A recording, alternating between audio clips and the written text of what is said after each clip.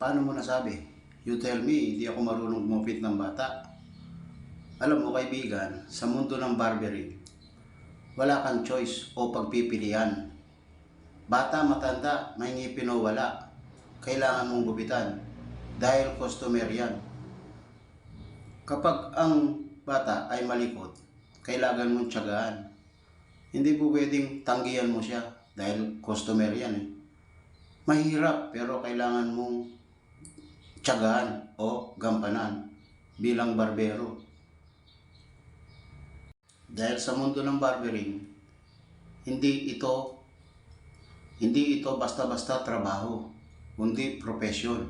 Dahil ito ang pinili mong profesyon or trabaho, tiisin mo at tiyagaan ang paggugupit sa mga bata. Ito, kaibigan, no?